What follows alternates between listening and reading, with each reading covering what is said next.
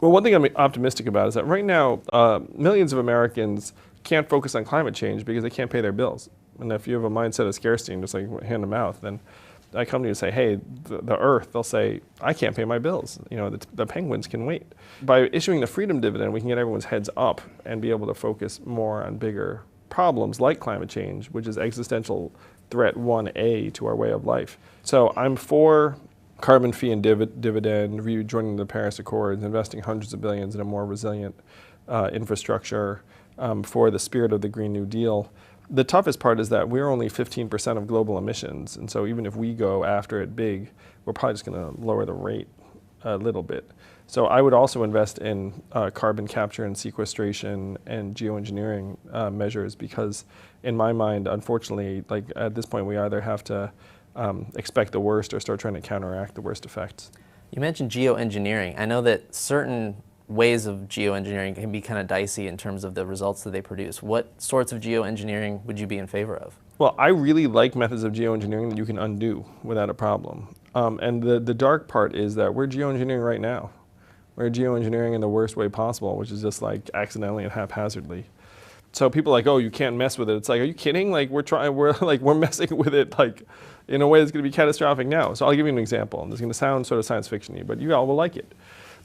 Is you send up a satellite on an elevator. So it's like, you know, you can bring it back down. You set up a satellite and then just have it like have expandable mirrors that end up, you can block the sun. And believe it or not, that actually might help reduce like the warming of the Earth. And then if you don't like it, you can like either retract the mirrors or just bring the satellite down. I think you also had something on your website about like shoring up like glaciers. Yeah, so glaciers melt because warm water hits their base. And so if you shore up Earth at the base of the glacier and then the warm water hits the Earth, and you can slow the melt rate, possibly. I'm not saying it's great, there is no silver bullet, but we certainly have to start making moves instead of just sort of waiting for the worst to occur. I know we haven't seen much from it, but what role do you think fusion power is going to play? I'm all for it. I mean, if you can invest in a form of energy that solves your energy problem and brings down carbon emissions like that, I mean, you have to. I would also invest in an asteroid detection telescope because that's only like a couple $100 million, and it right now we don't know. It's like something could be on the way, like Armageddon style, and we just wouldn't know. So it's like, well, it's like entire civilization versus 200 million. It's like, well, you know, we should probably spend that money. So there are a few things that we should do that are like in that direction. What are your thoughts on the Green New Deal? You know, the Green New Deal is a tremendous vision, and I just love the ambition of it. And it's the right idea. I mean, we should be moving towards renewables. So, I'm all for the spirit of it, and we should try and get done as much of it as we can. The Green New Deal has a federal jobs guarantee as one of its stated goals. Do you think that that is an adequate response to the threat of automation if everybody has a job waiting for them in the green sector? You know, I absolutely love the spirit of a federal jobs guarantee, particularly if it's being used to like install solar panels or whatnot. But I'm concerned that a federal jobs guarantee in real life would be somewhere between problematic and dystopian. Because if you imagine a world where it's like, hey, a million people here, you have nothing to do, you know what we're gonna do? We're gonna have you do this. And then if it's like, what if I'm bad at that job? What if I don't like that job? What if I don't like my boss? What if I want to do something else? Like, well, you know, it's this or nothing, and if you don't do this, you die. And having Americans contingent upon that job for their very survival strikes me as like a huge danger and inequity. So I'd much rather just put money into people's hands and then have them reconstitute various opportunities and businesses in their communities, and then follow up and say like, look, hey, we have these cool green jobs, and then if people want to do them, then that would be tremendous. Climate change is an existential threat to our way of life, humans and penguins alike.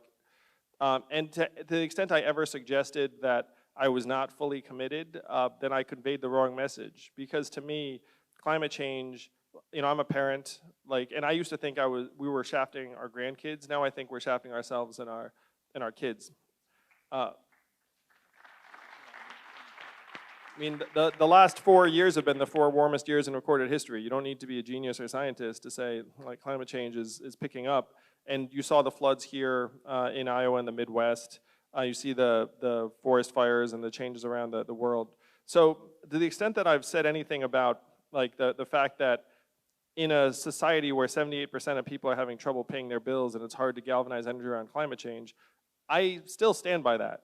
Like if you go to someone and say, like we need to address climate change, they can't pay their bills, then they might look up at you and say the penguins can wait in line, like, you know, like I can't pay my bills.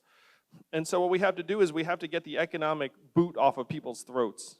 And then they're gonna hopefully realize that we need to address climate change. And this is the big thing, is that I've lived this in my career, and I really want you all to live this too. We can control our capital flows much more easily than we control just about anything else. Like if I'm elected president thanks to you all, this is not a far out policy at all. Like, so bear with me. So I become president in 2021, and then you know the entire reaction is gonna be like the anonymous Asian man who wants to give everyone money just became president. How did that happen? And then all the Democrats and progressives will be super psyched because they'll be like, oh, let's work with a new Democratic president who beat Donald Trump and get money to children and families. And then Republicans and conservatives are gonna look up and say, wait a minute, I kind of like this because this is money that's gonna go to rural areas and red states on the interior, and we do not need 80% of Congress to pass the dividend, we just need 51%. So let's say we get the dividend across the finish line, and then President Yang's gonna be like, all right, now climate change, and then we're gonna be able to accelerate progress towards climate change because those people that earlier could not focus on anything but paying their bills now have their heads up. And then when you say climate change is an existential threat, they'll look at their children and say, yes, it is. So this is just my choice of tactics, but we are 100% aligned on where we need to go. I'm for carbon fee and dividend, I'm for rejoining the Paris Accords, I'm for clean air and water as actual measurements of the economy.